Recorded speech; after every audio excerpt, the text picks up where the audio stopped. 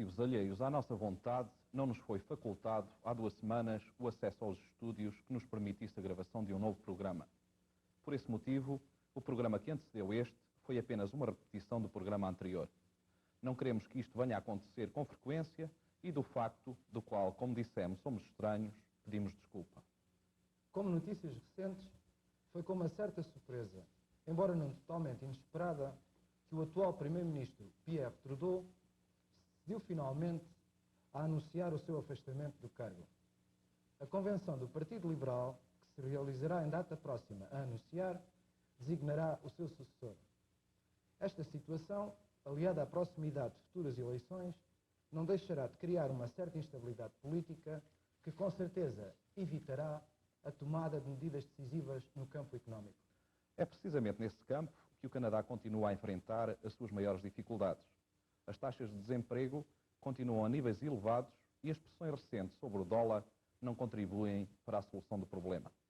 A manterem-se essas pressões, ou o Governo não faz nada, o que poderá provocar um aumento da taxa de inflação, ou o Governo decide elevar as taxas de juros, o que, apesar de poder sustentar a cotação do dólar, não deixará de ter repercussões negativas na economia e no desemprego. No nosso país, a descida recente do dólar de cerca de 109 escudos para cerca de 102 irá sem dúvida aumentar o poder de compra da nossa moeda e facilitar os pagamentos da dívida externa. Infelizmente, essas não são as únicas notícias encorajadoras de Portugal que não satisfazem quem, como nós, recebe o seu ordenado em moeda estrangeira. De más notícias, no entanto, uma mão cheia. O pão aumentou de 53 escudos e 50 para 73 escudos o quilo, a batata custa agora 35 escudos o quilo e a gasolina, que já não estava nada barata, levou uma chega para 97 escudos o litro. O gasóleo, claro, também subiu para 56 escudos. A taxa de desemprego ameaça subir ainda este ano de 8,9% para 12%. Para acudir a tanto desempregado, o Governo atribuiu este ano uma verba de 14 milhões de contos para subsídios. Temos de notar que, a par do desemprego existente, há o flagelo, agora muito em moda, dos trabalhadores com meses e meses de salários em atraso. Por tudo isto, e não só, não há dúvida que falta aos portugueses, e agora mais do que nunca, o tão falado poder de compra. Prova disso é o facto de, atualmente, carros novos não terem compradores. As tão conhecidas listas de espera só existem agora para os 2 modelos mais baratos, o Opel Corsa e o Fiat Uno. A lei da despenalização do aborto, em certos casos, depois de tanta polémica que levantou, foi finalmente aprovada na especialidade na Assembleia da República. Votaram a favor os partidos Socialista e Comunista. Os partidos Social-Democrata e Democrata Cristão votaram contra. De nada serviu a oposição acérrima da Igreja à aprovação desta lei. E das notícias, passamos à música. A voz e o talento de Roberto Leal no programa Mosaico de hoje.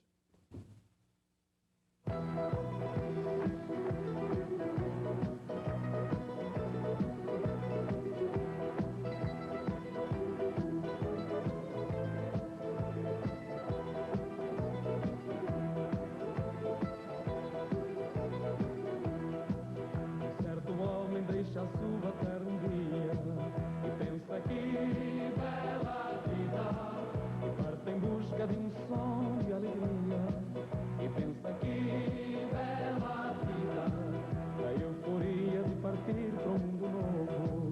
Só pensa que bela vida, hoje distante de encontros do seu povo, canta canções para a terra recordar. Que bela vida.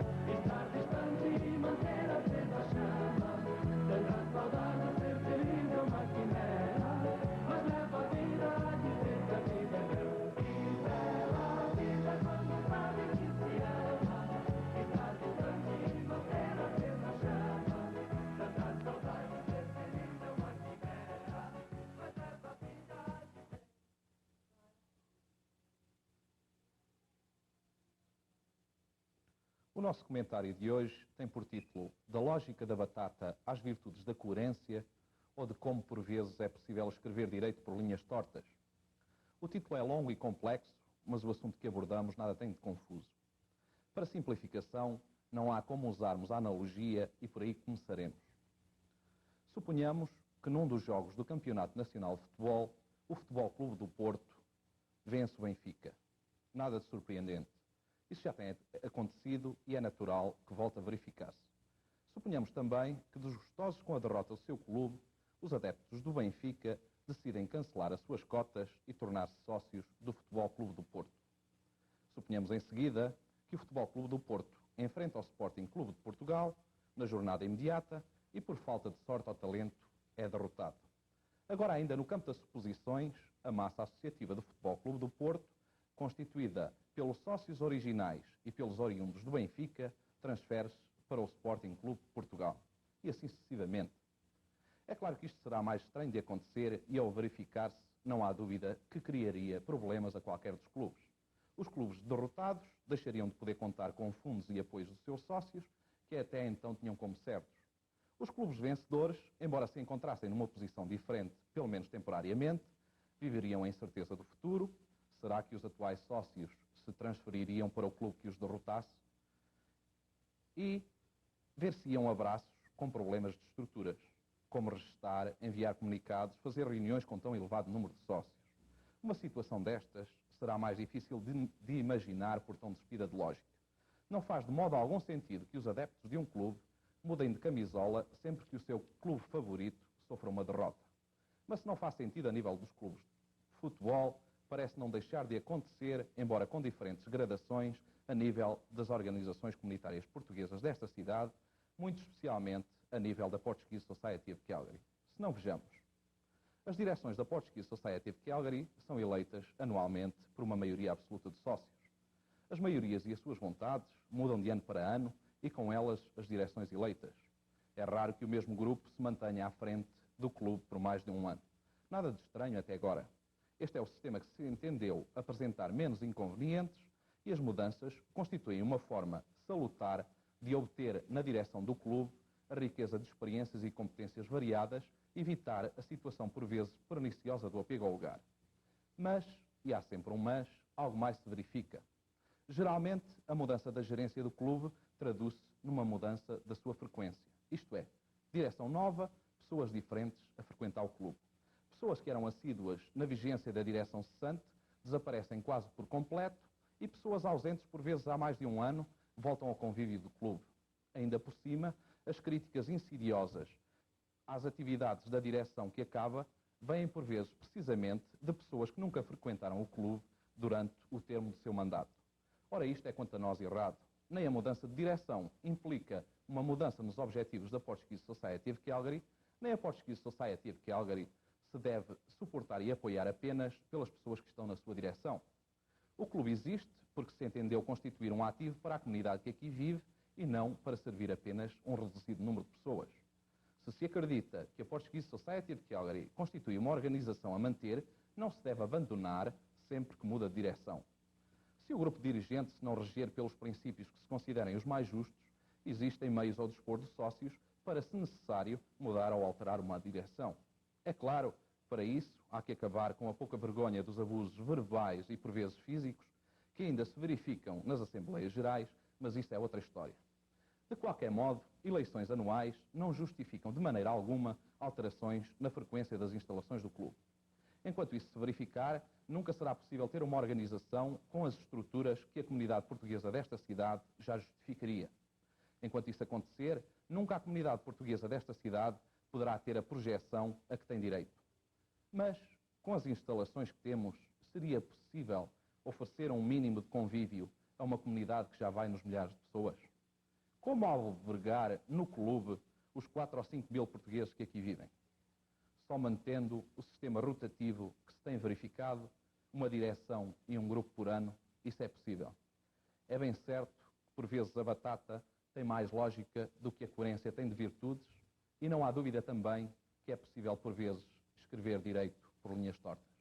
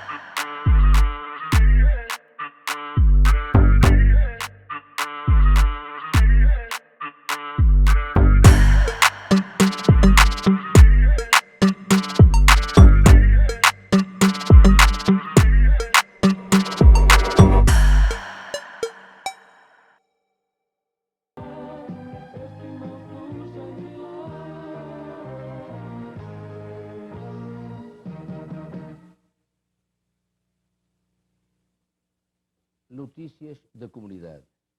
Faleceu na semana passada Mr. John Kitchener, membro do Parlamento Federal, um bom amigo dos portugueses.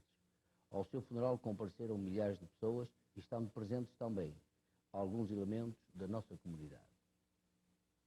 O programa Mosaico já tem os seus contribuintes. Novamente apelamos para a boa compreensão de todos. Queremos e podemos apresentar um melhor programa e de mais longa duração. Precisamos de comprar o material que estão a ver. Apoiem a nossa iniciativa, escrevendo para TV Programa Mosaico, P.O. Box 354 Station M, Calgary, Alberta. Como já o fizeram os senhores Augusto Santos Soares, Sérgio da Mata, Avelino Dias, José Jacinto, José Albuquerque e Mário da Silva Estarreja. Campeonato Nacional da Primeira Divisão. Os últimos resultados foram: Benfica 7, Braga 0, Boa Vista 0, Setúbal 1, Espinho 0, Sporting 1, Farense 0, Águeda 1, Guimarães 0, Porto 1, Penafiel 2, Estoril 0, Salgueiro 0, Portimonense 0, Varzim 1, Rio Ave 0. A grande surpresa veio do Águeda, porque foi a sua primeira vitória fora de casa. A classificação está assim estabelecida: Benfica 38, Porto 35, Sporting 29, Guimarães 22, Braga 22, Setúbal 22, Boa Vista 20, Varzim 20, Portimonense 17, Rio Ave 17, Farense 16, Penafiel 16, Águeda 15, Salgueiros 14, Estoril 12 e Espinho 9. O Indoor Soccer. O Sports Clube continua, soma e segue, sempre a vencer, vencendo agora os Seletos por 4-1, uma equipe que ainda não tinha perdido. Edi Fernandes foi o nosso melhor jogador em campo. Foi um guarda-redes realmente extraordinário. O próximo jogo é já no dia 15 de março às 9h45 contra o Juventus. É um jogo muito importante. Benfica-Liverpool. Em direto via satélite no dia 21 de março a partir da 1 da tarde na sede da Portuguese Society. Aproveitem, podem ir lá almoçar e ver este jogo em direto. No último jogo realizado com o Liverpool, o Benfica perdeu por 1-0. E o Porto venceu em casa a equipe da Rússia, o Shakhtar, por 3-2. A 5 de maio vai realizar-se um jogo entre raparigas solteiras e senhoras casadas. Estejam atentos, pois vamos apresentar nos próximos programas e informar sobre este acontecimento na nossa comunidade. Like no other place, it's more than just a place to be. It's you and me and he and she. Let's hear it for the neighborhood.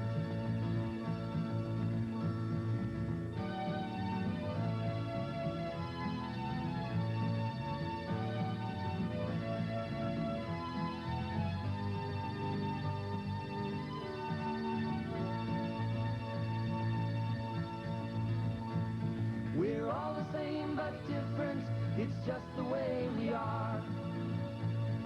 Together we're the neighborhood, all together, all together. Let's hear it for the neighborhood.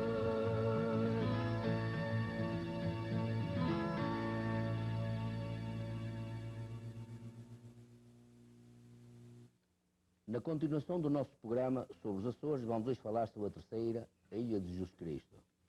Com o lançamento de gado, especialmente de ovelhas, ordenado pelo Infante Henrique entre os anos de 1432 a 1439, tomou-se a primeira iniciativa concernente à habitabilidade das 7 ilhas dos Açores, grupos oriental e central, até então reencontradas.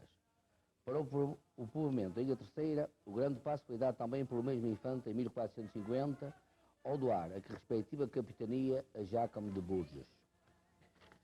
Residindo ao tempo Jácome de Burges na cidade do Porto, onde viveu cerca de 20 anos, levou consigo os primeiros povoadores para a Terceira, gente oriunda da zona entre Douro e Minho. A sua chegada à ilha ter-se-ia dado em 1451. Iniciado o povoamento, a Terceira constitui imediatamente uma capitania, com sede primeiro no povoado da Porta Alegre, São Sebastião, e depois na praia, cerca de 1456. É famosa a cozinha regional terceirense, mais famosa ainda a tradicional doçaria. Na cozinha, pratos como alcatra, alcata de congro, couves solteiras, sopas do Espírito Santo, sopa de funchos, alcatra de vaca, filetes de cherne. Dentre os muitos filhos desta terra que se distinguiram na memorável Batalha da Salga, conta-se a figura heroica de Brianda Pereira, moça nobre e muito linda, a qual, perante ímpetos do inimigo que lhe assaltou a própria casa, soube defender com denodo a honra e a vida, consubstanciando em si as mais altas virtudes da mulher terceirense. A primeira ação militar que se feriu nesta ilha, além de frequentes escaramuças com navios cruzários que infestavam o mar, foi a da Salga, em 1581, no lugar de Porto Judeu, em que a esquadra de Dom Pedro de Valdés, composta de 10 navios e cerca de 2.000 homens de desembarque, pretendia subjugar os partidários de António, prior do Castro, aclamado rei em favor de Filipe de Espanha. Conosco, o Sr. Pedro Melo, há 3 anos em Calgary, e que ainda há pouco tempo esteve na Terceira. Amigo Pedro, depois vamos falar sobre a tua terra, sobre a tua ilha. O que é que tens que nos dizer depois da tua visita? Pois, depois da minha visita, que estive ausente 3 anos da Ilha Terceira, achei que a reconstrução está em grande avanço, há uma série de construção de casas novas e o comércio em si encaminhar-se para um desenvolvimento totalmente diferente daquele que levavam antes do sismo. Portanto, isso quer dizer que aproveitaram o sismo para fazerem modernizações no campo comercial e industrial. Se formos a ver no campo industrial, temos hoje em dia, na Terceira, uma grande firma que é a Free Praia, de um complexo de frio. Senhor, é um prazer falar contigo. Desta maneira quase que ocupavas quase o tempo todo. Então, realmente, a Terceira, ou principalmente a Angra e a Praia, devem ser cidades hoje bastante maravilhosas para o turismo também, que devem ter uma atração grande.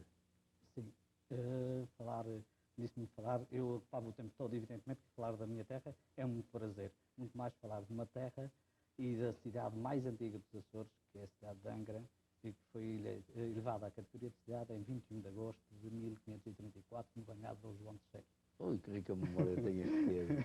Pois, Pedro, é um prazer, pois nós hoje, como estamos a falar sobre a Terceira, nós vamos apresentar determinados assuntos relacionados à ilha, e até é um prazer informar que todo este material é pertença do Sr. José Borges da Silva, uma pessoa bastante conhecida aqui em Calgary, até pelo José da Missa, que só ele tem material que pode demorar para aí 1 ano só na televisão, devido a uma variedade extraordinária que tem. Pois nós vamos começar com as danças carnavalescas, que o carnaval passou há pouco tempo e é uma das coisas bastante características da Terceira, com a dança das espadas. As danças carnavalescas são realmente bastante importantes e características da Terceira. O que é que me diz sobre isso? Elas são de grande origem da Terceira e vêm do campo.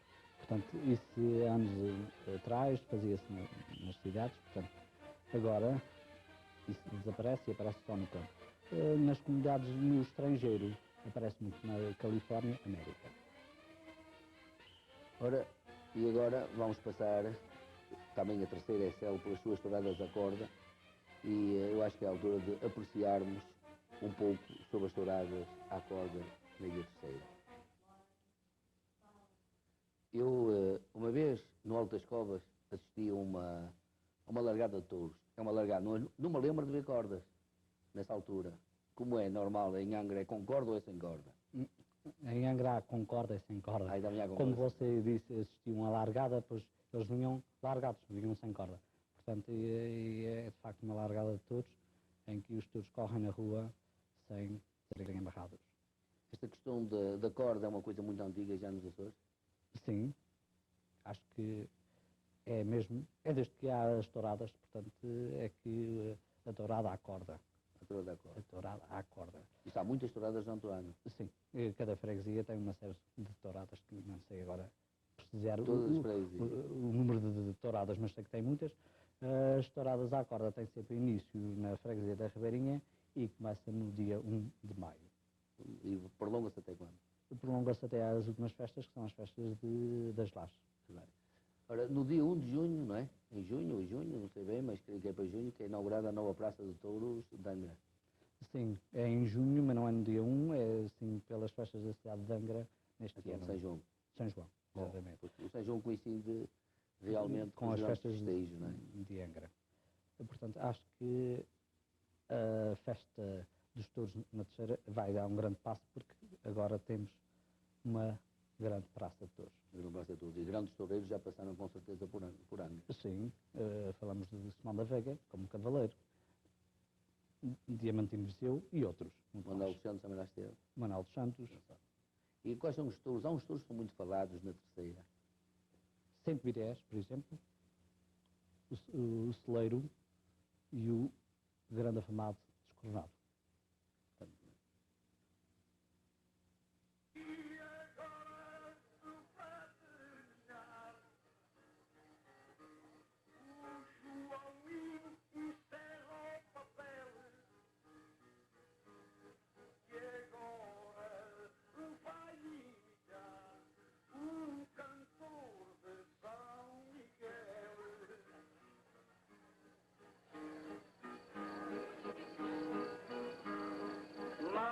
Manuel tu não te matas.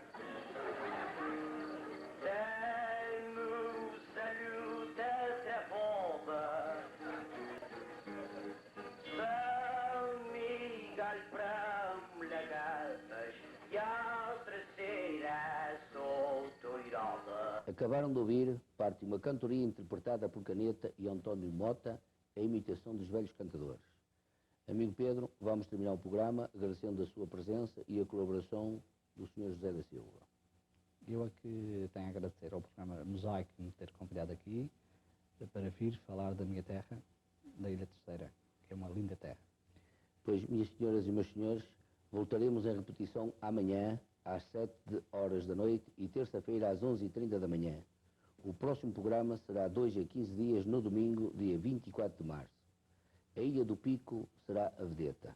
Não faltem no clube no dia 20, à 1h da tarde, para assistir em direto, via satélite, ao Benfica Liverpool, diretamente de Lisboa.